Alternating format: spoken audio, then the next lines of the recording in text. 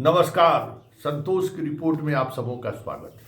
भाई देखिए, विकास विरोधी आदमी नहीं है और ना ही हमारा आदत है खोचारा करने का। पत्रकार हैं, पत्रकारिता की नज़र से चीज़ों को देखते हैं और उस दौरान सरकार और सत्ता का इतिहास क्या रहा है ये भी खंगालते हैं। कितना स्मार्ट सिटी बना बिहार में भाई, खाली प्यार वाला एगो सिंबल लगा के सेल्फी जोन बना के, यही ना स्मार्ट सिटी बना है। जब पटना स्मार्ट सिटी नहीं बन सका तो बाकी स्मार्ट सिटी की तो बात छोड़ दीजिए। चले हैं सैटेलाइट सिटी बनाने के लिए। बहुत झोल है भाई। हम कह रहे थे ना, अल्लाह हंगामा किए तो प्रेस कॉन्फ्रेंस किया है और उस प्रेस कॉन्फ्रेंस में भी आधी अधूरी जानकारी इसने दिया है। सोच समझ लीजिए कि सरकार का नीयत क्या है। सैटेलाइट सिटी बनने जा रहा है, पहले स्मार्ट सिटी का क्या हाल हुआ सो आपके सामने है। ये वही सरकार है ना स्मार्ट सिटी वाला। जितना सांसद गोद लिया गांव का, उस गांव का क्या हाल है। मतलब जो सरकार कह रही है उस सरकार का पास्ट क्या है, इस पर जरा गौर फरमा लीजिए। और ये तो छोटे स्तर पर मामला था, ये तो बहुत बड़े स्तर पर मामला है और हजारों नहीं लाखों लोग किसान इससे प्रभावित होने वाले हैं। देखिए, सरकार का कोई प्लानिंग नहीं है। कल के प्रेस कॉन्फ्रेंस में कई ऐसे सवाल थे जिसका इन्होंने जवाब नहीं दिया और ये देखिए, ये बहुत बड़ा फसाद का जड़ बनने वाला है ये। क्योंकि ये जिस तरीके से ये लोग घर बैठे पुल का निर्माण कर देते हैं स्केच, उसी तरीके से सैटेलाइट सिटी को लेकर जिस इलाके का चयन इसने किया है, उस इलाके में जाकर न लोगों से मिला है और ना ही उस इलाके का डेमोग्राफी क्या है इसकी जानकारी इन्होंने ली है। हम दावे के साथ कर रहे हैं। सम्राट चौधरी जी, आप इसको पता करवा लीजिए। ये जो नगर विकास विनय कुमार जो बोल रहे हैं, कहीं इनका विभाग का आदमी नहीं गया है। हम ये दावे के साथ, पटना और दरभंगा दो जहां आप सिटी बनाने जा रहे हैं सैटेलाइट सिटी, और जिस इलाके का चयन हुआ है वो देख लीजिए। बागमती, कोसी नहीं, बागमती और अधवारा समूह का जो कह सकते हैं कि जल निकासी का जो रास्ता है, उसी निकासी को ये लोग पटना दरभंगा सदर और क्योटी और उस इलाके का इन्होंने चयन किया है। जब भी बाढ़ आता है तो वो इलाका डूब जाता है और कहता है कि बाढ़ प्रभावित इलाके को छोड़ के ले रहे। अब पटना के जिस पुनपुन और मसौढ़ी के इलाका में लिए हैं, जाकर देख लीजिए। जब गंगा उफान पर आती है, सोन उफान पर आती है, सारा इलाका डूब जाता है। घर बैठे ही लोग सैटेलाइट सिटी का जो है सो नक्शा बना लिया। पटना वाले तो जानते ही, हम दरभंगा में दरभंगा जानते हैं, बाकी शहरों की हम बात नहीं कर रहे। तो प्लानिंग क्या है, जरा इनका बात सुन लीजिए। पहला इनका सुन लीजिए, प्लानिंग इनका क्या है, कैसे अधिग्रहण करेंगे। टाउनशिप बनने हैं वो काफी प्लान बनने हैं। प्लान टाउनशिप का मतलब है कि ना केवल वहां पर रेजिडेंशियल और कमर्शियल प्रॉपर्टीज होंगी, बल्कि एक मुख्य आर्थिक गतिविधि भी केंद्र में होगा, जो 11 टाउनशिप्स हैं। और इसलिए सिर्फ टाउनशिप का विकास ही नहीं होगा, वहां पर जो इकोनॉमी है उसको एक स्ट्रक्चरल शिफ्ट मिलेगा। जो कृषि आधारित इकोनॉमी है उसकी जगह पर वहां पर सेकेंडरी और टर्सरी सेक्टर्स के जो जॉब्स हैं उनकी अपॉर्चुनिटीज बढ़ेगी। उस क्षेत्र के लोगों के लिए रोजगार बढ़ेंगे और आमतौर पर जब स्ट्रक्चरल इकोनॉमिक शिफ्ट होता है तो फिर प्रति व्यक्ति आय में भी वृद्धि होती है। दूसरी बड़ी बात है कि हम इस यात्रा में किसी को छोड़ नहीं रहे। तो सबसे पहली कोशिश हमारी होगी कि हर किसान जिसकी जमीन टाउनशिप्स के लिए आ रही, उनमें से किसी को भी भूमिहीन नहीं होना पड़े। आमतौर पर जब लैंड एक्विजिशन हम करते हैं तो किसानों की लगभग पूरी जमीन चली जाती है और जो वहां पर आर्थिक संरचना तैयार होती है उसका सीधे सीधे उनको कोई लाभ मिलता नहीं और यह शिकायत प्राय रहती है। हम नए टाउनशिप्स का विकास लैंड पूलिंग के माध्यम से मोस्टली करना चाहते हैं।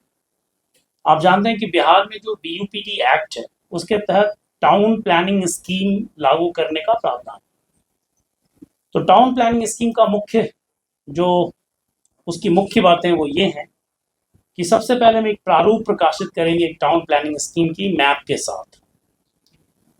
और समाचार पत्रों में उसका प्रकाशन होगा और एक पूरा लीगल फ्रेमवर्क, उस प्रारूप प्रकाशन में हम आपत्तियां भी मांगते हैं और सहमति भी मांगते हैं कि जब टाउन प्लानिंग स्कीम में किसान अपनी जमीन देंगे तो कम से कम 55% जमीन हम उनको वापस करेंगे डेवलप करके। अभी क्या हो रहा है कि जो गांव या शहर बसते हैं, बेतरतीब बसते हैं, तो किसी को सड़क मिलती है, किसी को नहीं मिलती, कहीं तक बिजली का खंभा जाता, कहीं नहीं जाता, कहीं नाली बनती, कहीं नहीं बनती। तो बेसिकली अभी जो है एक किस्मत जैसी, लॉटरी जैसी चीज होती है कि अगर आपकी जमीन सड़क के किनारे है तो आपकी जमीन की कीमत बहुत होगी, आपकी जमीन अगर पीछे है तो उसकी कीमत नहीं होगी। टाउन प्लानिंग स्कीम में जब लैंड पूलिंग होगी तो हम इस लॉटरी सिस्टम को या किस्मत को खत्म कर रहे हैं। हर एक प्लॉट के साथ सड़क, ड्रेनेज, सीवरेज और बिजली के कनेक्शन कंपल्सरली दिए जाएंगे। साथ ही जो डेवलप प्लॉट होगा तो उसका 55% उसी भूमि मालिक को लौटाया जाएगा जिसकी जमीन ली गई है। मोटे तौर पर, आम तौर पर जमीन की जो दरें बढ़ती हैं ऐसे इलाकों में जहां पर हमारे टाउनशिप प्लान आ रहे हैं, तो जमीन की कीमत लगभग 7-8 गुना हुई है पिछले 4-5 वर्षों में। हम जब सैटेलाइट सिटी बसा रहे हैं तो कम से कम जमीन की कीमत 10 गुना से ज्यादा होगी। अगर आज किसी की जमीन 1 लाख रुपए की है और अगर हम लैंड एक्विजिशन में लेते हैं तो आमतौर पर 4 लाख रुपए उसको देते हैं। कुछ और भी उनके साथ सुविधाएं हैं। जब आप एक निर्धारित आवास का आवंटन के लिए आप जमीन दीजिएगा, तो 1 कट्ठा जमीन वाला 2 कट्ठा जमीन वाले को कैसे जमीन दे दीजिएगा? बहुत लोचा है भाई, क्योंकि हर किसान के पास बीघा के बीघा जमीन नहीं है।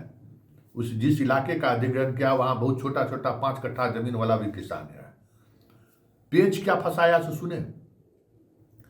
जो सरकारी रेट रहेगा उससे 4 गुना जमीन का रेट देंगे। कब से सरकारी रेट नहीं बढ़ा है, और अभी बढ़ने वाला था वो भी बंद कर दिया। तेजी मतलब ये सरकार नहीं है, ये लगता है सूदखोरों, मुनाफाखोर जो हो गया है ना, उस कैरेक्टर का ये सरकार है। अभी बढ़ने वाला था ना, सर्किल रेट बढ़ने वाला था, अब सर्किल रेट बढ़ने वाला बात ठंडा बसता है। 10 साल से ज़्यादा हो गया सर्किल रेट बढ़े हुए। और गांव के इलाके में कैसे कट्ठा सर्किल रेट है सब किसान को पता है। 4 गुना दीजिएगा तो पता चला कि आप जो है सो बीघा में मुश्किल से 1-2 लाख रुपया बढ़ेगा है। और आप बेचिएगा, बड़ा किसान बेचेगा उसको 50-50 लाख में, छोटका किसान को मिलेगा 1-2 लाख रुपया।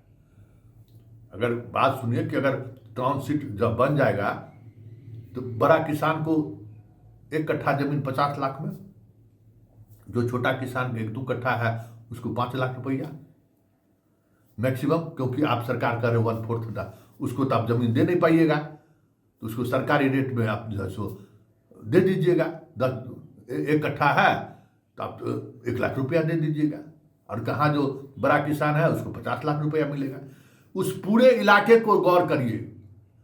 हम तो दावे के साथ कह रहे हैं सम्राट चौधरी जी, जिस इलाके का चयन हुआ है उस इलाके में इन्वेस्टर सब के बारे में पता कीजिए कि कौन कौन इन्वेस्टर वहाँ जमीन खरीद चुका है। सारा का सारा खेल आपको समझ में आ जाएगा।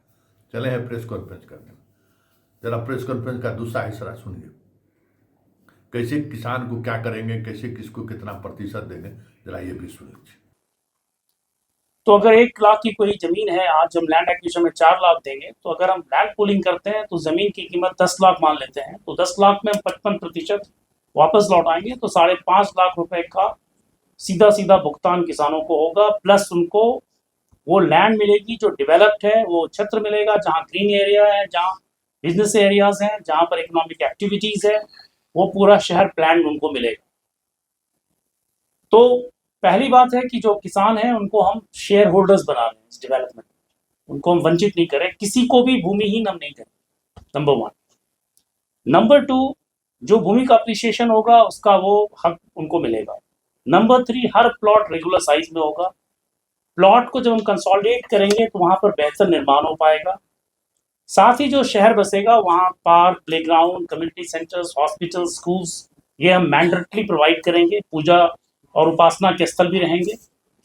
और जो रोड और अदर कनेक्टिविटी के लिए लगभग 22% जमीन जाती ही है। जब भी कोई टाउन से बनाते हैं तो लगभग 22% जमीन जाती है। ग्रीन स्पेस, पब्लिक यूटिलिटीज के लिए लगभग 5% जमीन जाएगी। जो कुछ ऐसे भी लोग होंगे उस शहर में अभी जहां पर रह रहे हैं जिनकी आजीविका लैंड पर सीधे सीधे है, लेकिन लैंड के मालिक वो नहीं है। उनके लिए भी इकोनॉमिकली वीकर सेक्शंस हैं, उनके लिए भी थोड़ी वहाँ पर हम लोग गुंजाइश रख रहे हैं उनको मकान देने की। तो उनके लिए हमने 3% लैंड रखा है जो इकोनॉमिकली वीकर सेक्शंस को हम प्रोवाइड करेंगे, जो इस इलाके को जो इंफ्रास्ट्रक्चर कॉस्ट हमारा लगेगा, जैसे हम सड़कें बनाएंगे, गलियां बनाएंगे, सीवरेज नेटवर्क लगाएंगे, एसटीपी लगाएंगे, वाटर ट्रीटमेंट प्लांट लगाएंगे, पानी पीने के पानी की जो व्यवस्था करेंगे, इलेक्ट्रिक ग्रिड हम जो स्थापित करेंगे, तो इसके लिए जो हमारी प्लानिंग अथॉरिटी होगी वो 15% लैंड रखेगी। इस प्रकार 100% लैंड का हिसाब हो रहा है। सबसे बड़ी बात ये होगी कि हर स्टेप पर ट्रांसपेरेंसी, पहले हम ड्राफ्ट पब्लिश करेंगे, ड्राफ्ट पर सहमति और ऑब्जेक्शंस लेंगे, एक मिनिमम नंबर में जब लैंड होल्डर्स तैयार होंगे तभी उस पर आगे हम बढ़ेंगे। और इसकी देखरेख करने के लिए जिला पदाधिकारी की अध्यक्षता में एक समिति है। इसमें एक लीगल फ्रेमवर्क है, एक ट्राइब्यूनल होगा। अगर उस किसी को किसी प्रकार का विवाद होता है या कोई शिकायत रह जाती है तो ट्राइब्यूनल है, उसके बाद एक अपील का सिस्टम है। तो ये पूरी की पूरी व्यवस्था लीगल फ्रेमवर्क में, ऐसा नहीं है कि हम कुछ भी करने जा रहे हैं और लोगों को पता नहीं हो। समाचार पत्रों में इसका पूरा प्रकाशन होगा, लैंड का डिटेल, लैंड देने वालों का डिटेल, सब कुछ होगा। जो हम इंफ्रास्ट्रक्चर बनाएंगे उसमें उनका समूह का जो भूमि धारक होंगे उनका समूह हम बनाएंगे और उनके साथ बैठकर हम प्लान करेंगे कि किस तरह से वहां पर इंफ्रास्ट्रक्चर डेवलप हो।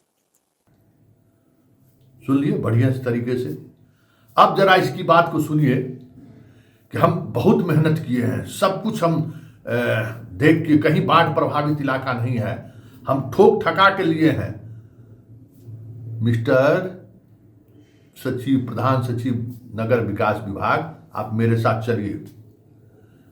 पटना और दरभंगा के जिस इलाके को आपने नोटिफाई किया है कि जहां रजिस्ट्री नहीं होगा, आप वहां के लोगों से जाकर बात करिए। हर बाढ़ में उस इलाके में पानी घुस जाता है, हर बाढ़ में। कल्पना नहीं कर सकते कि कितना पानी रहता है। वो दरभंगा का तो वो इलाका जो है, वो इलाका तो समझ जाए कि ऐसा इलाका है जिसमें कहता है ना कि चूहा भी पेशाब करता है तो इलाका भर जाता है। वो नेपाल से निकलने वाली तमाम अधवारा समूह की जितने भी नदियां हैं, सतभैया हम लोग कहते हैं, 7 गो बहिन है, उसका किर्रा स्थल है। वो खेलते रहती है भर बरसात, हर बाढ़ के मौसम में। आप वहां पर बनाने जा रहे हैं, क्योंकि का वो इलाका आप देख लीजिए, दरभंगा सदर का वो इलाका देख लीजिए। अरे दरभंगा टाउन जब बाढ़ से नहीं बच पाता है तो आप चले हैं वहां बरसाने के लिए। ये जो आप करें, हमने अध्ययन किया है, ये 100% जिस एजेंसी से आपने अध्ययन कराया है वो आपका आंख में धूल झोंका है। ये बाढ़ प्रभावित वो इलाका है जहां थोड़ी भी बारिश होती है ना तो पूरा पानी जाम हो जाता है। और क्या चाहते हैं कि इसको घेर के फिर आगे का इलाका डुबा दें, और यही होगा ना। जो इलाका अभी डूब रहा है उसका ऊंचाई हम बढ़ा देंगे तो ये इलाका नहीं डूबेगा, उसके पीछे वाला इलाका डूबेगा। जो स्वतः ड्रेनेज सिस्टम है, जो स्वतः निकलने वाली चीज है, उन पर क्यों रोक लगा रहे हैं। सुनिए क्या कह रहे हैं। बाढ़ प्रभावित इलाके कितना बढ़िया से हम तैयारी की है। ये योजना बहुत ही अच्छी योजना है, डेवलपमेंट को लेकर एक अच्छा नजरिया है, लेकिन उसके लिए जो कमिटमेंट चाहिए, उसके लिए जो ईमानदार प्रयास चाहिए, और उसके लिए जिस तरीके का जज्बा चाहिए, न वैसा कोई नेता दिख रहा है और ना ही कोई पदाधिकारी दिख रहा है। इसलिए हम बार बार कहते हैं कि इस सैटेलाइट सिटी के आड़ में बिहार के किसानों के साथ छल होने वाला है, सावधान हो जाइए। एक्सटेंसिव रिसर्च के बाद ऐसे एरियाज को चुना है जहां फ्लड की शिकायत कम से कम हो, खुली हुई जगह उपलब्ध हो, जहां पर अभी वहां के जो निकटवर्ती शहर है वहां से जाने में आधे घंटे का टाइम हो। जो राष्ट्रीय बहुत सारी परियोजनाएं आ रही हैं, हाई स्पीड कॉरिडोर्स की, एक्सेस कंट्रोल हाईवेज की, एक्सप्रेसवेज की, उसको हम लीवरेज करें। साथ ही जो राज्य सरकार की अपनी योजनाएं हैं उसको भी हम लोग लीवरेज करें और उसको इस तरह से हम बनाएं कि हर एक सैटेलाइट सिटी के साथ एक मजबूत आर्थिक बुनियाद हो। राज्य सरकार की तरफ से मैं आश्वस्त करूंगा कि इसमें पूरी ट्रांसपेरेंसी होगी, फेयरनेस होगा, किसी प्रकार की इंजस्टिस के साथ नहीं होगी। हम कुछ भी करेंगे वो लीगली साउंड फ्रेमवर्क में करेंगे।